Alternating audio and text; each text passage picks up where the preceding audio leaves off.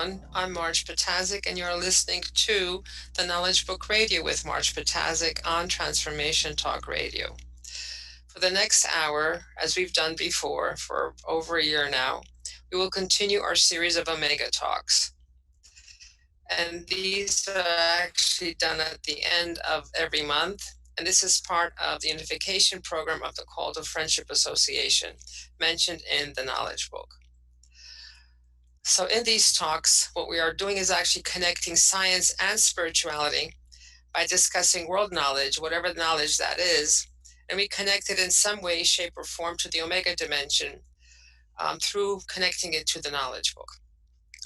Now, the Omega dimension, those who have been listening before and those who have been reading the Knowledge Book will know that this is the 19th dimension, and this is the dimension that has been closed to humanity for all this time, but has been opened this time to us through the Knowledge Book. And this week, we're going to talk about trees.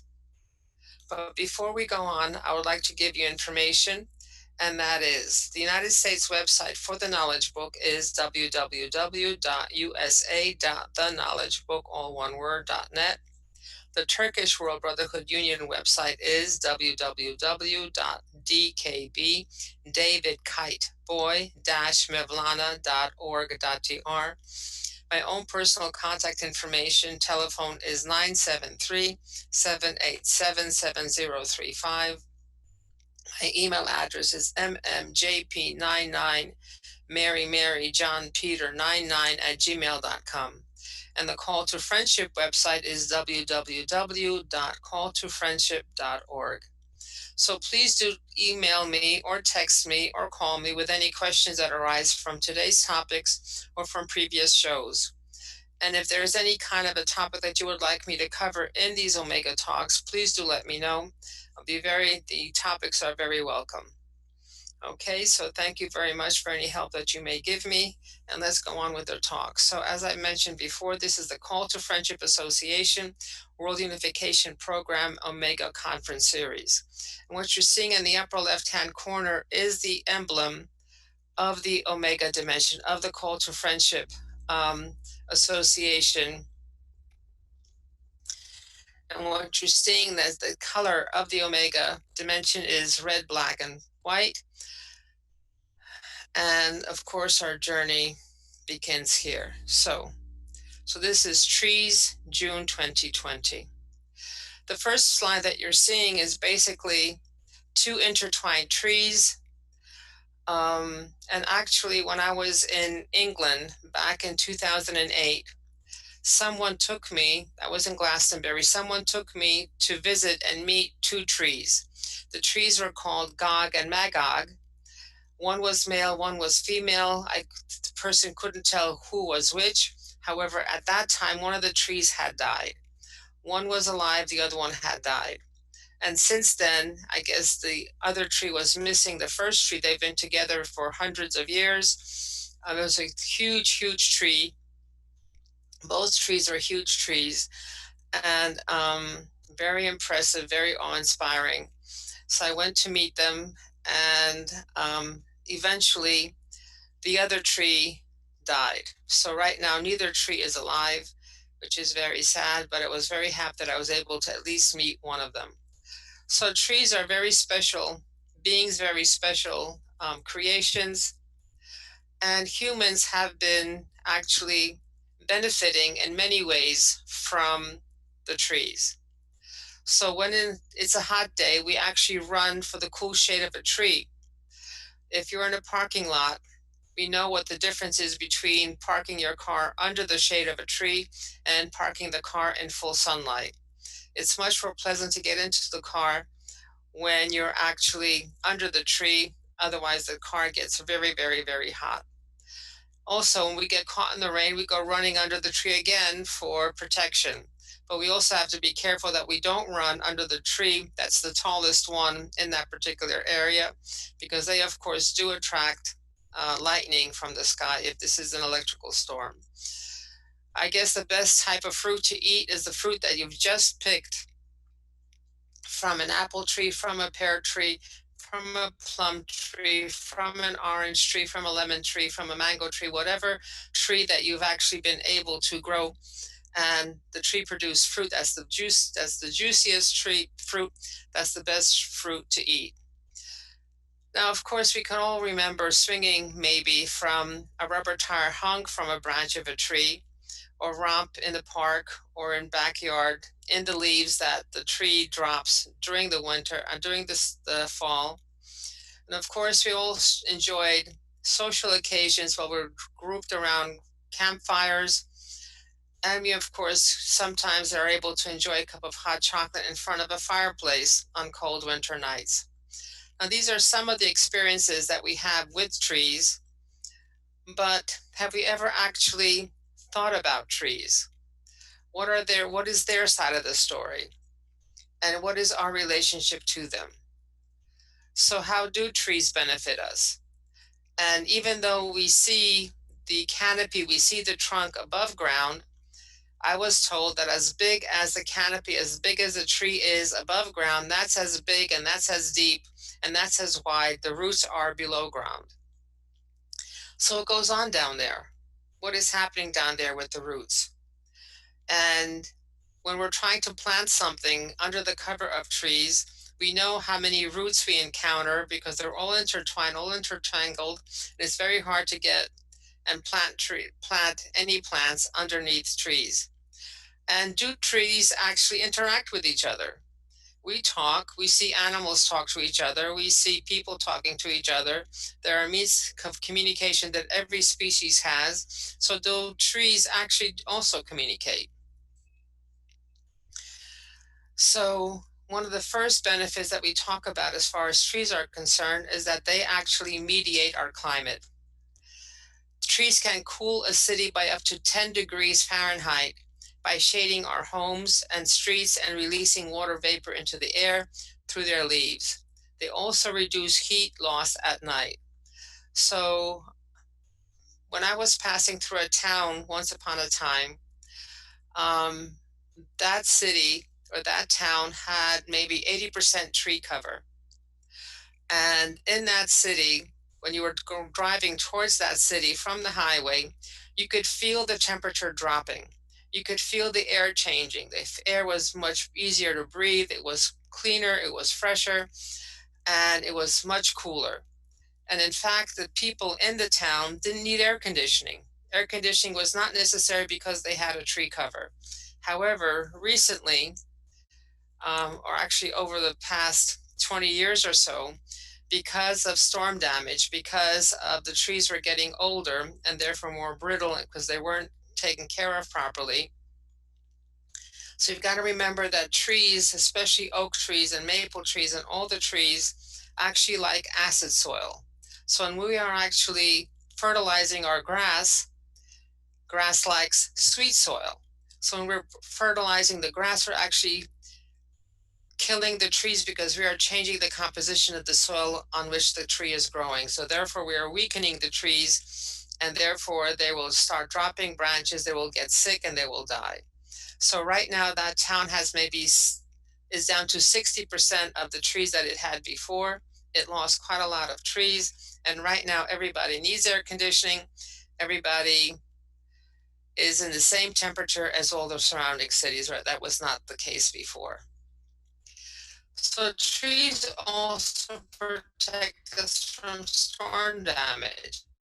Even we think that the trees could drop their branches, however, if the tree is healthy, if the tree is strong, that will not happen. The trees manage stormwater by retaining rain in their leaves, in their root systems, and in their trunks. This prevents flooding. The fewer trees we have, the more expensive infrastructure, the more drainage we need, public drainage, public sewer system that we need to be able to take the overflow of water that comes down. The trees also break the force of the wind and take the wind above our houses as opposed to hitting our houses directly. And they also, through their roots, by holding onto the soil with their roots, they're actually preventing soil erosion. Now, I lived in a house. The house was in an area where there used to be a lake in the back of the house, and that lake was filled in. So when it rained, when it really, really rained hard, I would be downstairs in the basement mopping up water because the water would be seeping into the basement. So then I thought I found out somewhere that trees retain water, so I planted trees around the property. And when I planted those trees, even though it rained hard, even though it would have produced water in my basement, it no longer produced water in my basement when the trees were standing and the trees were alive. So if you have a flooding problem, if you have it all possible, please do plant trees.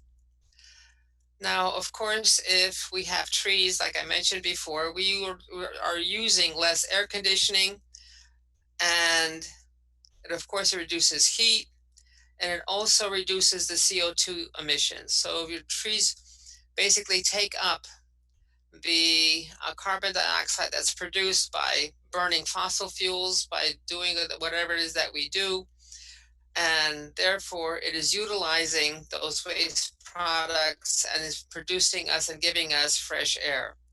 So air conditioning needs can be down by 30%, and we can save 20 to 50% in energy use for heating because of it. And of course, trees serve as habitat for animals and plants. So small animals and insects live in our trees, while larger animals need extensive forested land to satisfy their range needs. And both native and migratory birds find refuge and raise their offspring in our trees every year. There are many, many beautiful native understory plants that live below the canopy of our large shade trees. So not every plant can tolerate full sun exposure from sunup to sundown. In fact, their leaves would burn, they would not produce flowers. So as long as there are shade trees above, then those plants, those flowers can bloom, they can grow, and they can remain healthy and keep growing. Now, of course, trees absorb carbon dioxide and they release oxygen. We release carbon dioxide and take in oxygen. So when you're thinking about a tree during the course of a year, a mature tree will absorb more than 48 pounds of carbon dioxide from the atmosphere. And there are studies that have been made that actually show that global forests removed about 1/3 of fossil fuel emissions between the years 1990 and 2007. And forested watersheds also provide quality drinking water for more than 180 million Americans. So when you have a healthy tree environment with a forest or whatever, then the water that drops up down from the sky that may contain pollutants, because every droplet of water is formed around a piece of something, whether that's a piece of rubber tire or part of the jet fuel coming out of the plane.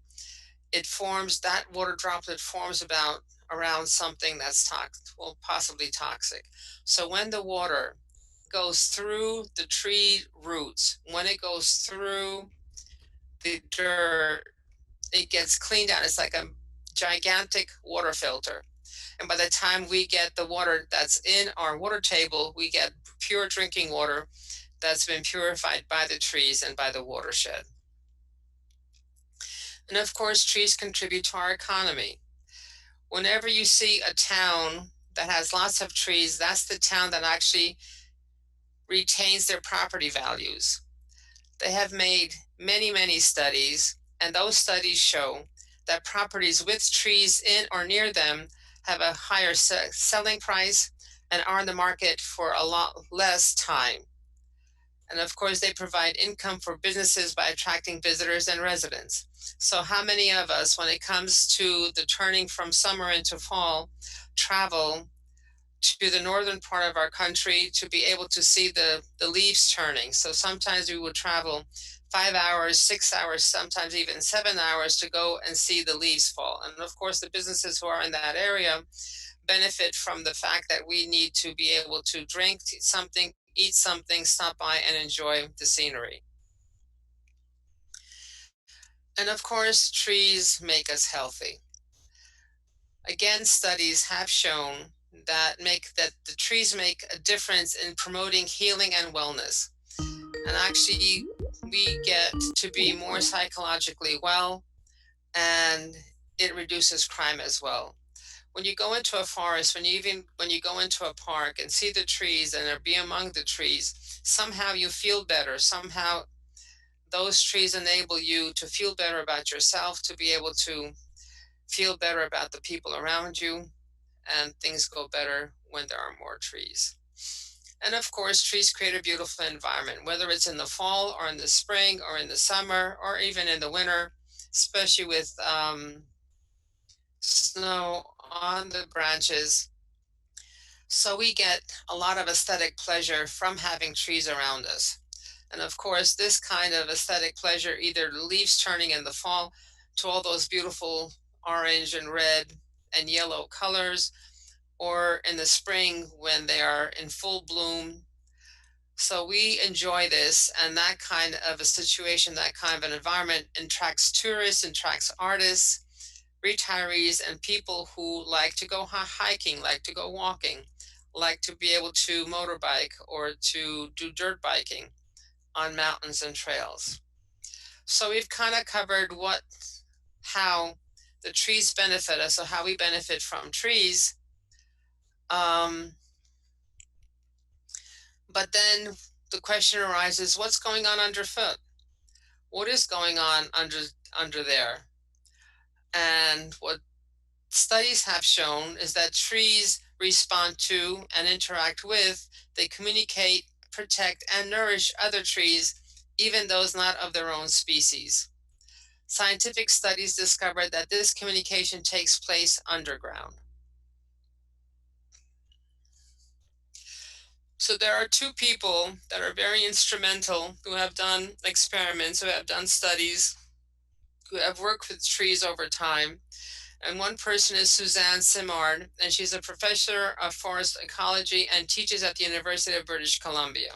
The other individual is Peter Wohlheben, and he's a German forester and author who writes on ecological themes. So she approaches things from a logical, scientific view, and Peter Wohlheben basically talks about trees in a more romantic way, in a way that maybe lets us connect with the trees and understand trees better. So both of these scientists were instrumental in doing the research to discover that trees do in fact communicate through an underground network. And what we'll do is explore some of this information to understand more about how trees communicate. So ecologist Suzanne Simard has shown how trees use a network of soil fungi to communicate their needs and aid neighboring plants. Now she's warning that threats like clear cutting and climate change could disrupt these critical networks.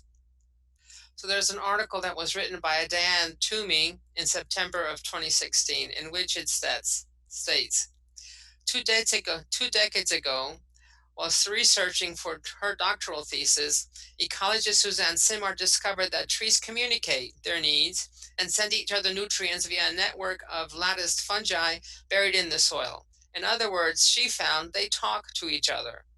Since then, Simard, now at the University of British Columbia, has pioneered further research into how trees converse, including how these fungal filigrees help trees send warning signals about environmental change, search for kin, and transfer their nutrients to neighboring plants before they die. So, according to her, a forest is a cooperative system. It is not individual trees standing side by side, unknowing and ignoring each other.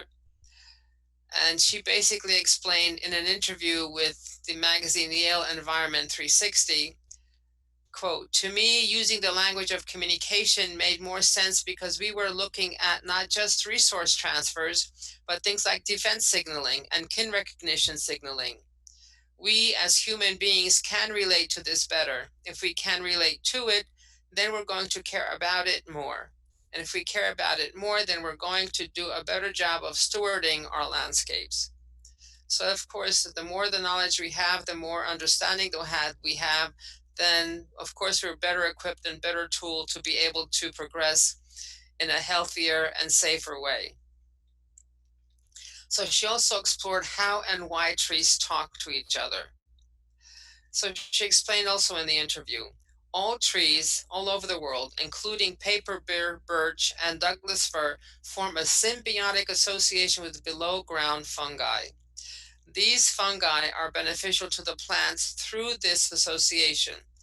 Now, the fungus cannot photosynthesize. It cannot use sunlight. It doesn't have chlorophyll. It does not have the ability to take sunlight, combine it with water in the presence of chlorophyll to produce sugars that actually help people through the food that they eat, and they're able to then, so the fungi depend on the trees to photosynthesize and produce sugars, while the fungi, basically, they're the ones that pick up nutrients and water, and especially the nutrients of phosphorus and nitrogen, and bring it to the roots of the trees. So the fungi produces and gives the elements, the the bits of matter that the tree needs to grow and photosynthesize, and the tree, having the benefit of receiving those nutrients and water, basically uses that to produce sugars, and that sugar is then shared with the mushroom, with the fungi, and both are basically allowing each other to live and to be able to progress. So in essence, the plant is fixing carbon and then trading it for the nutrients that it needs for its metabolism. It's actually a very beneficial relationship for the both of them. So neither one would be able to survive without the other. So this is a network. This is kind of like a below ground pipeline that connects one tree root system to another tree root system so that nutrients and carbon and water can be exchanged between the trees. So in a natural forest of British Columbia, paper birch and Douglas fir grow together in early successional forest communities.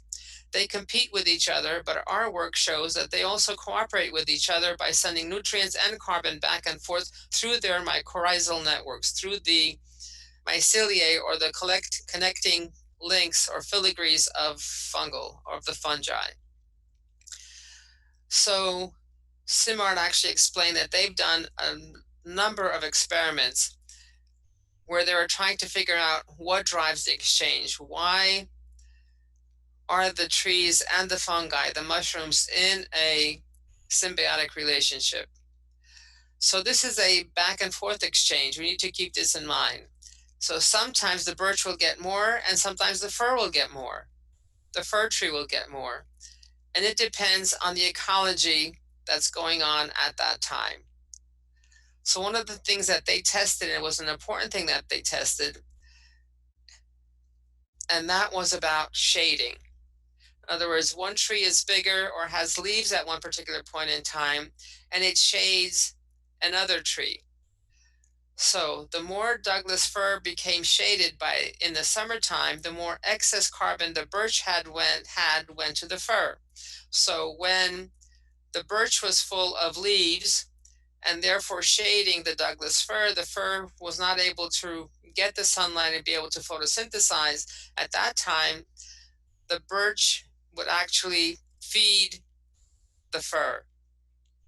And later in the fall, when the birch was actually losing its leaves and was going to sleep, the fir then had excess carbon because it was still photosynthesizing in the winter sun, and therefore it was giving the carbon back to the birch. So these trees are cooperating with each other. They were sharing the surplus. They were sharing whatever they had more of during the time of the summer. So it goes from the birch to the fir, and the other way around in the winter from the fir to the birch when the fir was actually photosynthesizing.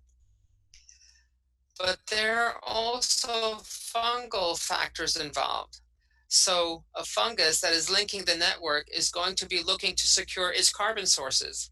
Even though we don't understand a whole lot about that, it makes sense from an evolutionary point of view. The fungus is in it for its own livelihood to make sure that it's got a secure food base in the future. So it will help direct that carbon transfer to the different plants.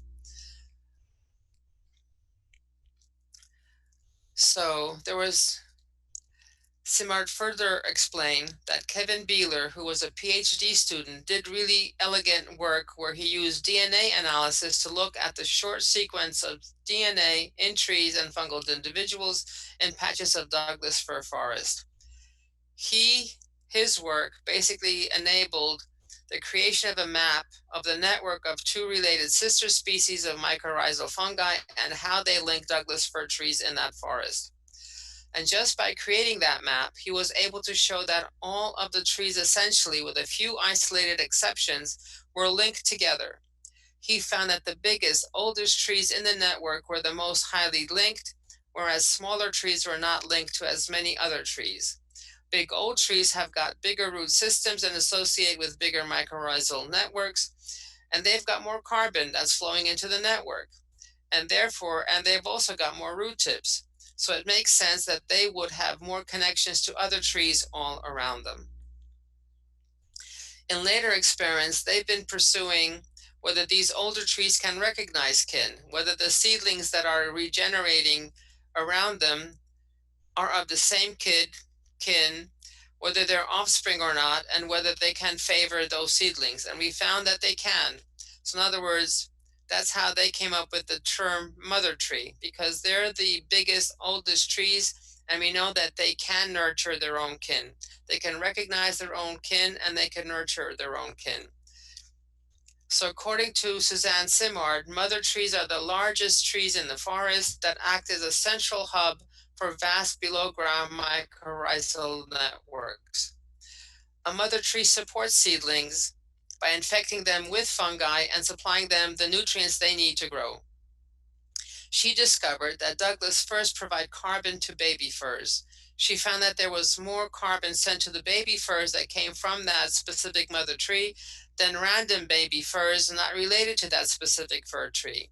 It was also found that mother trees changed their root structure to make room for baby trees.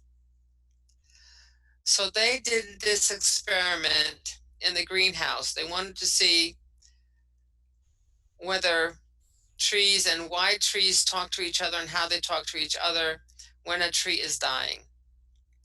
And they did this in the greenhouse. So what they did is they grew seedlings of Douglas fir with ponderosa pine. And they injured one that would have been acting as the mother tree, which of course was the older fir seedling.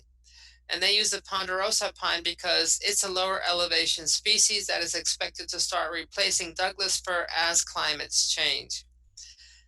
And she wanted to know whether or not there was any kind of transfer of the legacy of the old forest to the new forest that is going to be migrating upward and northward as climate changes. So when they injured those Douglas fir trees, they found a couple of things happened. One is that the Douglas fir dumped its carbon into the network and it was taken up by the ponderosa pine. Secondly, the defense enzymes of the Douglas fir and the ponderosa pine were upregulated in response to this injury.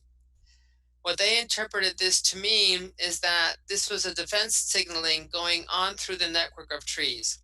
Those two responses, both the carbon transfer and the defense signal, only happened when there was a mycorrhizal network intact. When they severed the network, it didn't happen.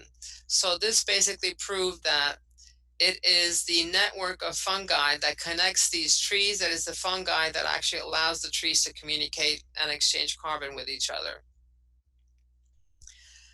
So how they interpreted it is that the native species was being replaced by a new species as climate changes, is sending carbon and warning signals to the neighboring seedling to give them a head start as they assume the more dominant role in the ecosystem. Now, we're going to talk about what they call the wood wide web, how the trees talk to each other through the wood wide web. And this was done from an article by Fino Menezes. So if we imagine an information superhighway that speeds up interactions between a large, diverse population of individuals, allowing individuals who may be widely separated to communicate and help each other out, And this, of course, is what we do on a daily basis right now through the internet, through the World Wide Web. However, when we walk in the woods, this is all happening beneath our feet. And we're not talking about the internet, we're talking about fungi. As a result of a growing body of evidence, many biologists have started using the term Wood Wide Web to describe the communication services that fungi provide to plants and other organisms. So we have a World Wide Web and we have a Wood Wide Web. And the Wood Wide Web basically is a method for trees all over the world to communicate with each other. Because eventually, if allowed to grow, then all the trees are actually interconnected. So all the trees all over the world form a symbiotic association with below ground fungi. And these are the fungi that are beneficial to the plants and explore the soil. The fungi send mycelium. This is a mass of thin threads through the soil.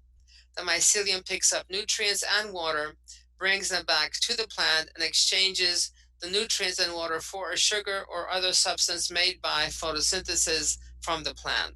So this is, of course, a win-win, mutually beneficial exchange. And again, Suzanne Simard, the ecologist, discovered that trees communicate their needs and send each other nutrients via a network of lattice fungi buried in the soil. In other words, she found they talk to each other, they communicate with each other.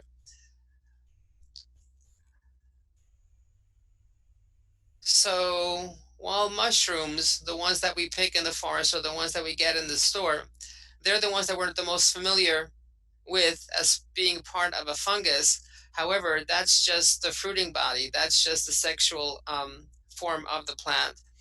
Most of their bodies, most of the fungal bodies are made up of mycelium. And these are like threads that act as a kind of underground internet, now being referred to as the Wood Wide Web. And these are the threads that link the roots of different plants and different species.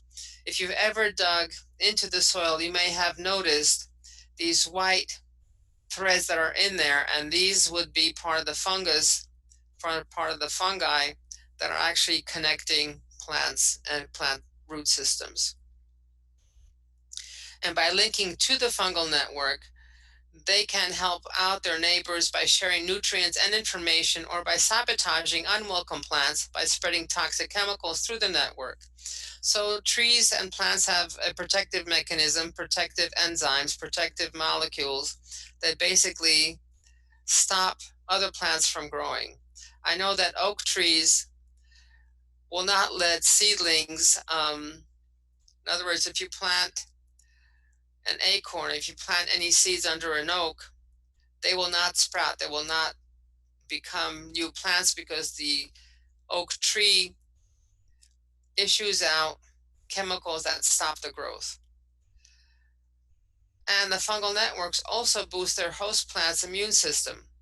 By simply plugging into the mycelial networks, the plants are more resistant to disease.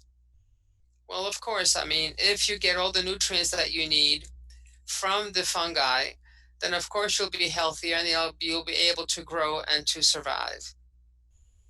Trees and forests are not really individuals. The large trees that are out there actually help out the smaller and the younger ones using this mycelial fungal internet network. And without this help, Simard thinks that many seedlings wouldn't survive. She found that seedlings in the shade, which are likely to be short of food, receive carbon from other trees. So if you've ever wondered how the smaller bushes, smaller trees, and the undergrowth of a forest actually are able to survive with so little sunlight, is because the older trees, the bigger trees, are actually supplying them with nutrients. And if we go now into another viewpoint, and this comes from an article by Richard Grant, which appeared in the Smithsonian Magazine March of 2018, this talks about a German forester. And this gentleman was walking in the Eifel Mountains in Western Germany through what he called a cathedral-like groves of oak and beech. And he found that there was a strange, unmoored feeling of entering a fairy tale. The trees were vibrantly alive and charged with wonder, and they were communicating with one each other they were communicating with one another as the beginning of this whole thing. So the trees are involved in tremendous struggles and death-defying dramas. To reach enormousness, they depend on a complicated web of relationships, alliances, and kinship networks. So this is a more romantic view, a non-scientific view, but maybe based in science, of this particular German gentleman. So again, the article continues that wise old mother trees feed their saplings with liquid sugar and warn the neighbors when danger approaches. And reckless youngsters take foolhardy risks with leaf shedding, light chasing, and excessive drinking, and usually pay with their lives. Crown princes wait for the old monarchs to fall so they can take their place in a full glory of sunlight. It's all happening in the ultra slow motion that is tree time, so that what we see is a freeze frame of the action. So Peter Wohlleben, a German forester and author, has a rare understanding of the inner life of trees and is able to describe it in accessible, evocative language. So this is not imaginary. This is not metaphorical language that he uses. This is something that he believes in. So I believe this is my own particular perspective, just like we have horse whisperers and cat whisperers and dog whisperers, he may be a tree whisperer. So he's now 53 and has become a publishing sensation. He published the book, The Hidden Life of Trees, What They Feel, How They Communicate, written at his wife's insistence, and that book has sold more than 800,000 copies in Germany and now has hit the bestseller list in 11 other countries, including the United States and Canada. So Wohlleben sees a forest as a superorganism of unique individuals, a combined community. A single beech tree can live for 400 years and produce 1.8 million beech nuts. Trees are far more alert, social, sophisticated, and even intelligent than we thought. So he sees something from a completely different perspective. So since the time of Darwin, we have generally thought of trees as striving, disconnected loners competing for water, nutrients, and sunlight, with the winners shading out the losers and sucking them dry.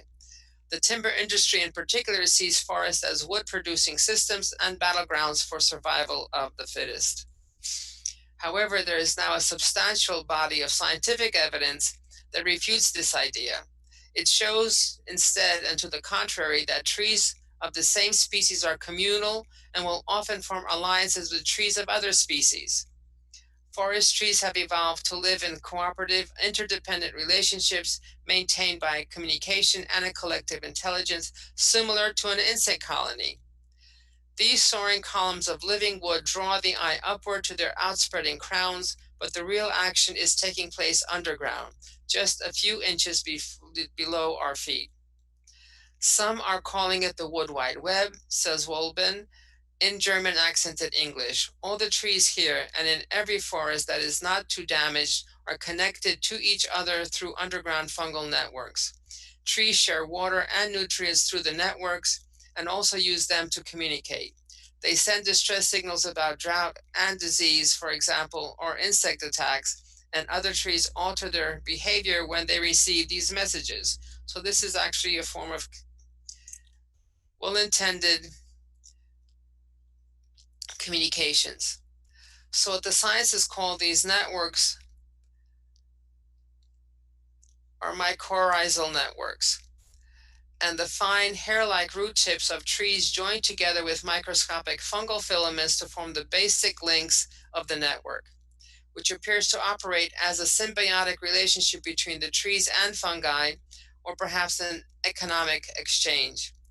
As a kind of fee for services, the fungi consume about 30% of the sugar that the trees photosynthesize from sunlight. And sugar is what actually feeds the fungi, as they scavenge the soil for nitrogen, phosphorus, and other mineral nutrients, which are then absorbed and consumed by the trees. So without the fungi, the trees would not be able to absorb and actually get their roots on essential nutrients that they need. Now, this German gentleman came across a gigantic beech stump in the forest, 4 or 5 feet across. The tree was felled maybe 400 or 500 years ago, but when he scraped away the surface with his penknife, Wolf Wellen found something astonishing. The stump was still green with chlorophyll. There was only one explanation for this, and the surrounding beaches were keeping it alive by pumping sugar to it through the network. When beaches do this, they remind me of elephants, he says. They are reluctant to abandon their dead, especially when it gets to be a big, old, revered matriarch. So, Bellin, in his writing, of course, he's going to be more romantic, more prone to figurative language because he cannot be boring. So he uses emotional storytelling techniques. So his trees cry with thirst, they panic and gamble and mourn, they talk, suckle, and make mischief. If these words were framed in quotation marks, that they were metaphorical, then maybe we would understand. However, it seems that he actually believes that this is actually what is happening. Um, and that's it. So this is not a metaphor for him. It is what is actually happening in the forest and how um, things are going on. And he says that when a huge matriarch, a big tree, dies, then of course it falls to the ground, and then the trees who were the crown princes here are the ones who are waiting for the monarch to go away, for them to take power, for them to take over. They breathe a sigh of relief. So does he think that trees have consciousness? Well, he responds that he doesn't think that trees have a conscious life, but we really can't tell. We really don't know. We must at least talk about the rights of trees. We must manage our forests sustainably and respectfully and allow some trees to grow old with dignity and to die a natural death. In rejecting the confines of the careful technical language of science, he has succeeded more than anyone in conveying the lives of these mysterious gigantic beings and in becoming their spokesman. So he's the speaker for the trees. As we have seen in this research, all things are connected and subtle communication and energy is exchanged between everything. As stated in the knowledge book on page 639, quote, by the evolutionary progresses of the dimensions they are in, these energy evolutions had formed later the forms of stone, earth, sand, fire, water, plant, animal, and by following an energy form that could reach the final evolutionary boundary, they had reached a scale. And again, in the knowledge book on page 801, quote, in accordance with the ordinance of existence, each existing totality, including the entire creation, forms a magnetic scale according to its own totality. For example, there are magnetic fields of plants, trees, flowers, wolves, birds, stone, soil, in short, of everything carrying energy, formed in accordance with its own frequency powers. So every form of life and every form that isn't still alive still has its own particular magnetic field, has its own particular frequency, has its own particular dimension. Again, on page 724, the knowledge book states, quote, even a tree that has become furniture dreams remembering its former lives. Trees that grew next to each other and that took the form of any object by a different formation can talk to each other in their own magnetic dimensions in the world. So the question of whether trees have consciousness of not or not actually answered in the knowledge book, because it says that the tree, even when it is dead, even when it becomes a piece of furniture, can communicate with another piece of furniture in another part of the world through dreams and through some kind of communication. So even what we consider to be inanimate objects can communicate within their own magnetic field and can easily absorb the energies within that field. And eventually humans will be able to produce technology fine enough to be able to discern this and sensitive enough to be able to discern this communication. So there is communication, there is consciousness in forms that we have never thought about before. That maybe the desk that we're sitting on has its own particular level of consciousness, its own particular level of the magnetic field, and they're able then to communicate with their own particular kind of magnetic field entities. And that sometimes makes me wonder because sometimes when you talk to people or when people talk to you can easily understand them or you can't understand them at all. So it's as if there's some kind of a barrier, something that stops us from being able to understand each other. And right now, reading this, it makes me wonder whether we're in a different dimension and therefore we're not able to understand each other because we're talking a different language. I will be talking a language of my own dimension, and that individual will be talking in a language of their own dimension. They will be able to understand anyone in their own dimension. I will be able to understand anyone in my own dimension, but until the two of us or many of us who cannot understand each other now, when we're actually able to be at the same dimension, we will be able to understand and communicate with each other well. So again, on page 724, quote, in science and learning, first one begins with theories. Later, he attains the whole. Still later, the truth. Evolution scales of a human too follow the same systematic tableau. Every word said on your planet until today is correct.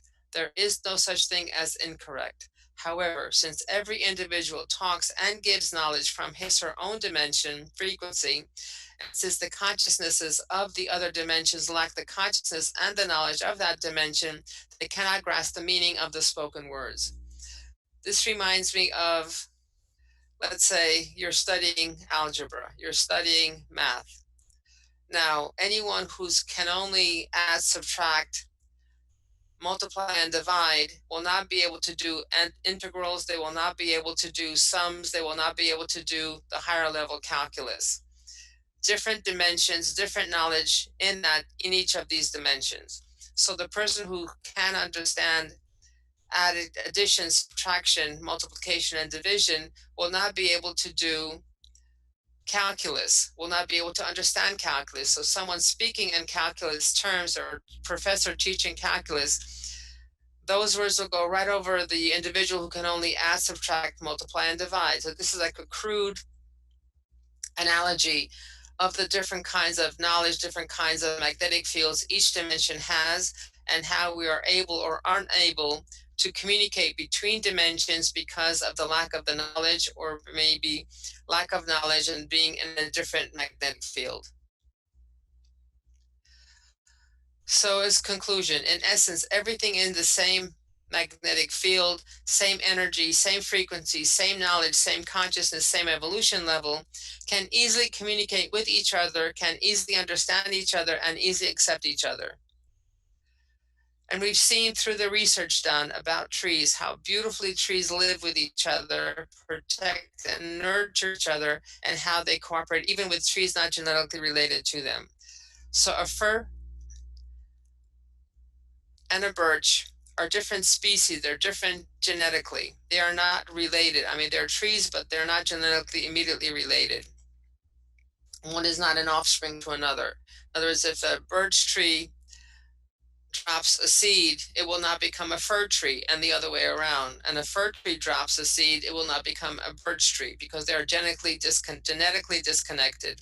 However, those trees, as we've seen through the research being done, those trees are able to communicate and cooperate so that when one tree has excess carbon, excess sugars, they're able to then to share that with those trees who are lacking it at that moment because they cannot photosynthesize in the case of firs because they have still actually the birches have leaves while the firs are being shaded in the summer, so they share their products that they produce through photosynthesis. They share it with the firs, and the other way around in the winter, those firs who now have access to sunlight and the birches have lost their leaves, which means they cannot photosynthesize at all.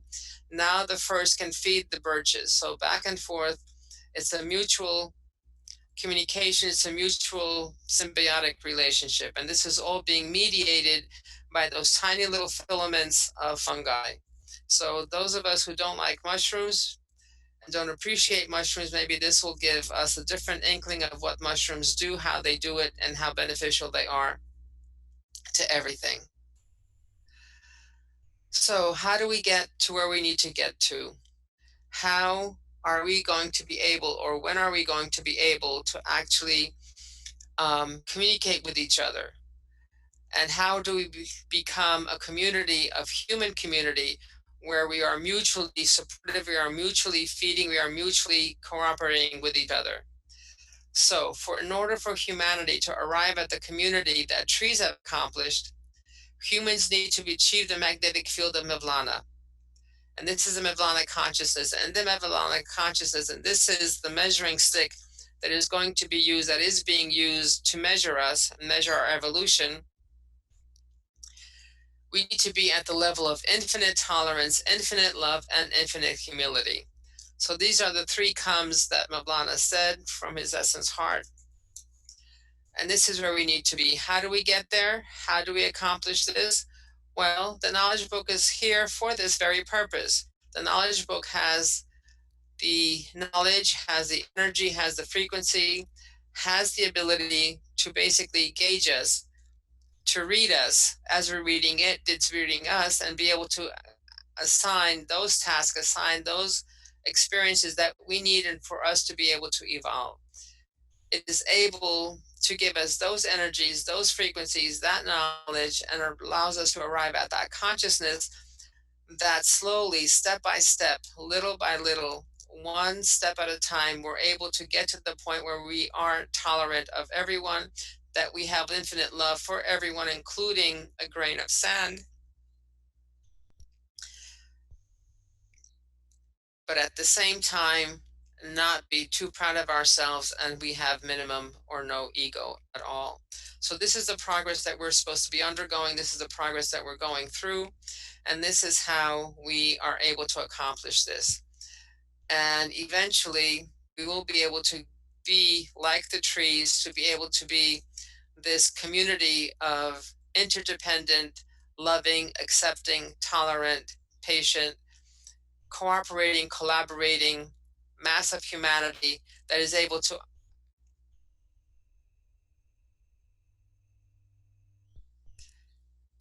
communicate with and understand each other. And this has been our talk for this month. Please do text me and email me with any questions that arise from today's topic, or if you have a different idea from this, maybe we can talk about it. And please do send me any topics or questions for future shows, as that is very welcome. So again, the Knowledge Book website is www.usa.theknowledgebook.net. The Turkish World Brotherhood Union website is www.dkb-davidkiteboy-mevlana.org.tr. My contact information is telephone 973-787-7035. And my email address is mmjp99@gmail.com. That's Mary John Peter 99@gmail.com.